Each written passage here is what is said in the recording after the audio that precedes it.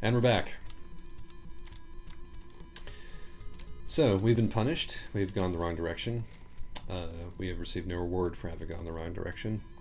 And we're going to make our way back to what we imagine might have been the correct way to go. And we're going also to imagine the long, painful process that will ensue if we don't manage to get through this whole next part in exactly the correct way.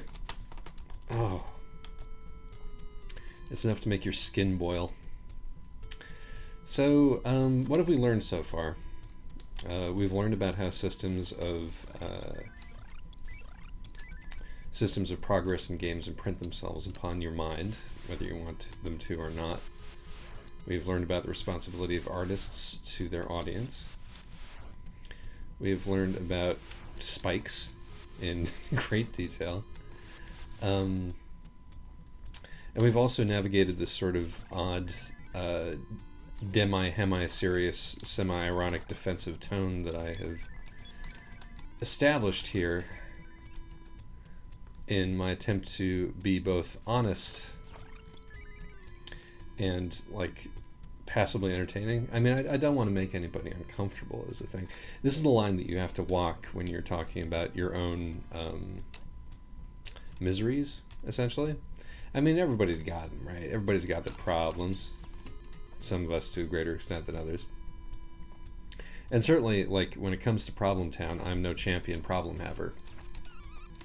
When you look at the, the pure demographic circumstances of my life, I'm actually, in a pretty fortunate position. In a lot of ways, if I get all these hearts, the snakes will come back, so I didn't. That's a pro tip.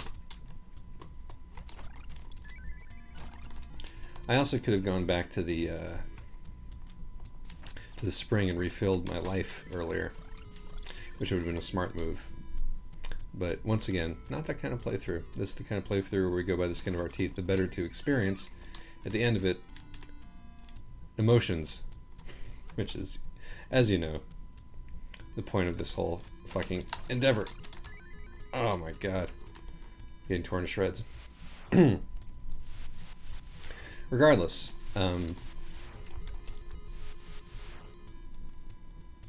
we're getting up to a room now, incidentally, where it's extremely difficult to not get eggplanted. And if you do get eggplanted, then you're fucked. But we bypass it with a minimum of carnage that time, which is great. Oh, so low on life. What are we gonna do? What are we gonna do? Regardless, so people got problems. This is known. If you talk incessantly about your problems, you're going to be like a drain on your fellow man. You're going to be a pain in the ass. A bore.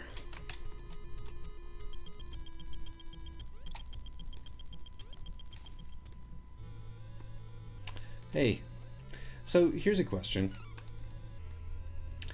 Who the fuck is this guy supposed to be? I got the Cerberus and the Hydra from earlier. Who is Bubble Man in Greek mythology? I never understood this. I mean, is he the East Wind? Is he Poseidon? He's kind of terrifying, certainly, but I just don't know who or what I'm looking at. But I digress. The point is that anybody who has seen some shit in their life is going to have to work out a sort of a language with which to deal with that shit. And any person who deals with disability, mental or physical, anybody who deals with personality disorder, anybody who is on some level on the outside is going to have to come up with both a language of expressing that to themselves and a language of expressing that to others. Because if you keep everything bottled up inside, you're going to end up, a basket case. So what you have to do is figure out, where to set your pitch relative to the rest of the world without being burdensome, without being attacks on other people who, as we have previously discussed, have their own issues to deal with. And so what I like to go for is sort of a, in large part, keep one's mouth shut, in large part just sort of grin and bear it in one's daily life. Offer people commiseration, because, if they open the complaints box first, then you can, put a little bit of your emotional freight onto that, knowing smile that comes along with that. Just be like,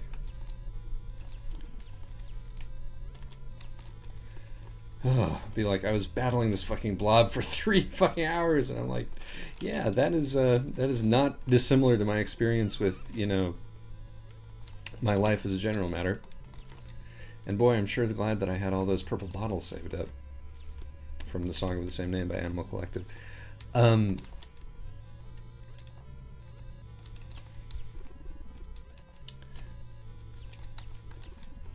what I'm telling you is that while you're, spending time wrestling your own blob, you not only have to develop coping strategies for dealing with the blob, because the blob is never going to go away, right?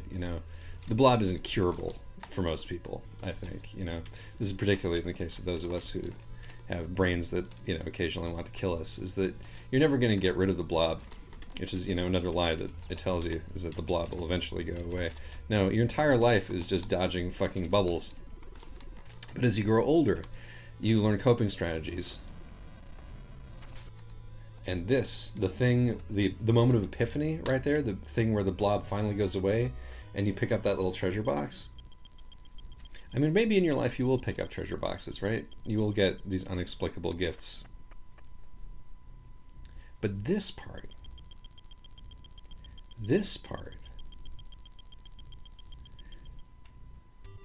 when the thing that has been completely opaque for the rest of your life, everything slots into place. All of the things that you had been preparing for, like the things that you had picked up along the way that you didn't even realize were presents. You didn't even realize were skills that were going to be important to you later in life, but had just come with you. That bit where all of the things that you'd been practicing without even knowing it come together in sort of this wonderful synergy, and the entire format of your life changes. Where you were once a side scroller or a vertical scroller, you're now an auto scroller.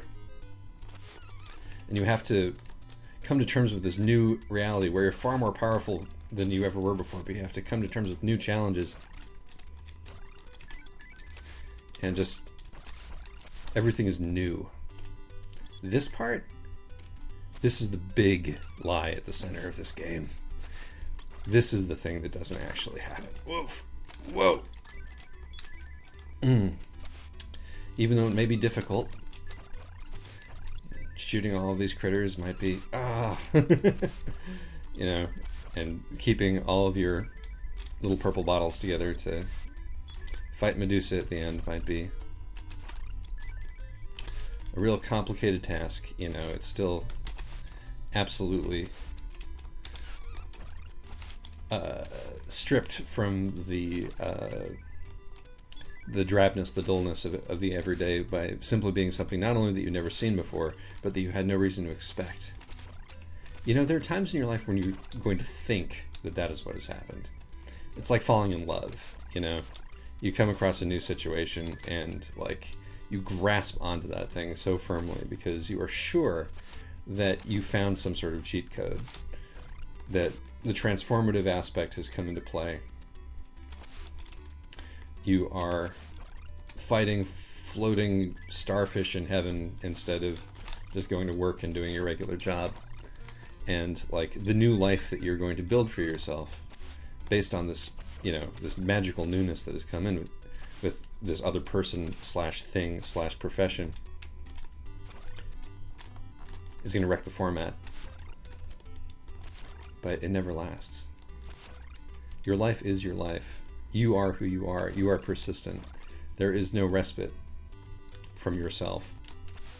And at the end of the day, you're still playing a fucking video game. So, depending on how patient you're willing to be with it, that is perhaps the lesson that we are meant to deal with here.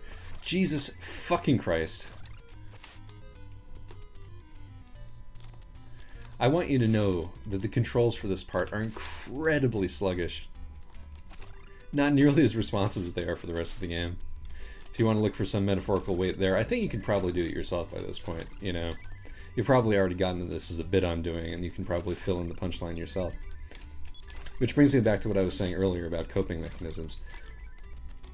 In high school, when I had things that I had to say about, like, my growing up, my living experience, like, you know, how I felt about things that I couldn't really tell other people because, you know, it was weird. I was weird, you know, as everybody is in high school.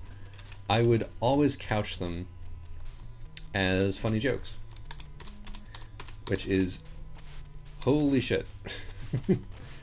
Now, if I recall correctly, this is one of those NES bosses where there is a...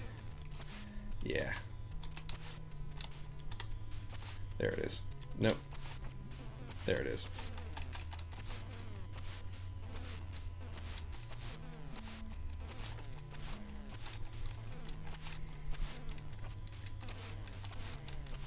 Don't get me started on boss save spots and the metaphorical weight of that particular thing. As I sit here at the end of this adventure, which required so much skill, and I press the B button over and over and over and over again.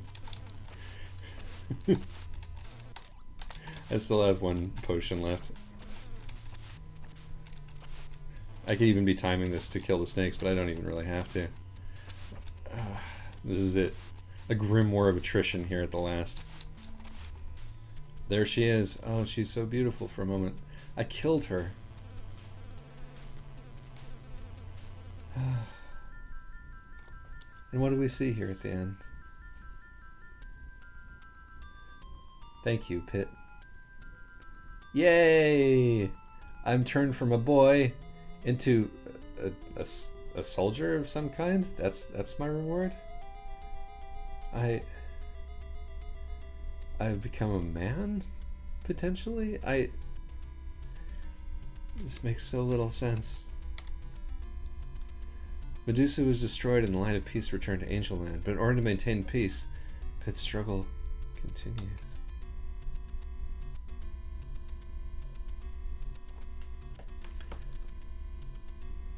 So here's the thing. I said earlier about how this game would be better if it was a procedurally generated infinite slog through theoretical Greek space. It kind of is. Hi, Mr. Hygo. Hi, Makorin. Hi, Bonbon. This game was made by 3 people. Those were the days. And the sound was made by the legendary, of course, Hip Tanaka.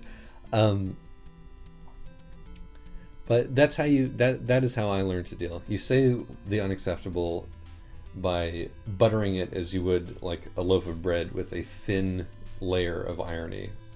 Like an egg wash. You bake that thing up, it turns into a hard protective sheen in the oven. And it's shiny also. There's something attractive like about people who never really put their cards on the table. I mean, at least that's what I think. But the desire under those circumstances to achieve a kind of radical truth-telling transcends the normal setting of boundaries.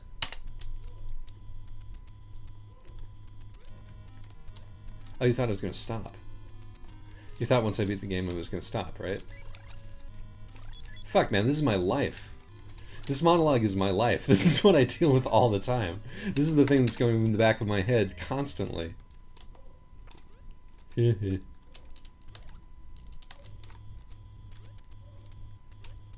no stopping. There's never any stopping. But what I'm going to tell you before we're done is that this method of oversharing, which is in the same way undersharing, that is a code